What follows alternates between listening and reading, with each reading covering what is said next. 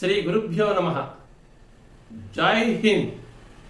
మీరు నాకు రక్తాన్ని ఇవ్వండి, నేను మీకు స్వాతంత్ర్యాన్ని ఇస్తాను అన్న నినాదం రక్తాన్ని ఉప్పొంగించి బ్రిటిష్ వారి పరిపాలనకు వ్యతిరేకంగా వేలాది మంది భారతీయులు నేతాజీ నేతృత్వంలో నడిచిన రోజులు నాటి రోజులు.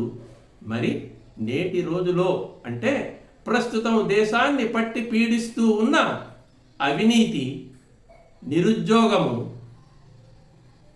సోమరితనము, అజ్ఞానము, వీటిని ఈ శత్రువులని పారద్రోలడమే, తద్వారా నవభారతాన్ని నిర్మించడమే భరతమాత ముద్దుబిడ్డ భారతరత్న నేతాజీకి మనందరం ఇచ్చే నివాళి.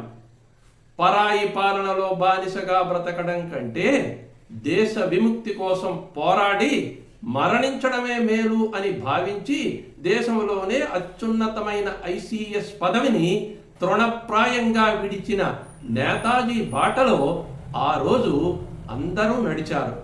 ఈరోజు ఉద్యోగం సంపాదన కోసం మాత్రమే కాదు, సమాజ శ్రేయస్సుకి మేము నడుస్తాము అన్న భావనతో ప్రతి ఉద్యోగి, ప్రతి వ్యాపారి, ప్రతి సంస్థల యొక్క అధిపతులు ముందుకు నడవడమే పరాక్రమ దివసకు మూల కారకుడైనటువంటి నేతాజీకి ఇచ్చేటటువంటి నివాళి.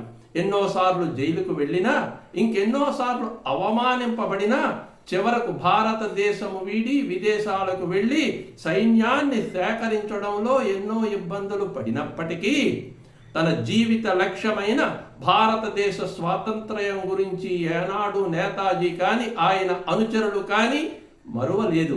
అలాగే ప్రతి విద్యార్థి కూడా చిన్న చిన్న పరీక్షలలో విఫలమైనందుకు కుంగిపోకుండా ప్రతి ఓటమి రాబోయే విజయానికి పునాది అన్న దృఢ సంకల్పముతో ముందుకు సాగడమే ఐఎన్ఏ, ఇండియన్ నేషనల్ ఆర్మీ వ్యవస్థాపకుడైన నేతాజీకి ఇచ్చినటువంటి నిజమైన నివాళి. నేతాజీ జయంతి రోజు, వర్ధంతి రోజు ఆయన విగ్రహాలకి పూలదండలు వేయడం మాత్రమే అసలైన నివాళి కాదు. ఆయన ఆశయాలకి అనుగుణంగా భారతీయులందరూ ప్రవర్తిస్తూ భారతదేశాన్ని ప్రపంచ పటములో అగ్రగామిగా నిలపడమే మనందరం నేతాజీకి ఇచ్చే నిజమైన నివాళి. అటువంటి స్ఫూర్తి మనందరిలో రగిలి ఆ జ్వాల ఎగసి విశ్వవ్యాప్తం కావాలి అని ఆకాంక్షిస్తూ భారత్ మాతాకి జై.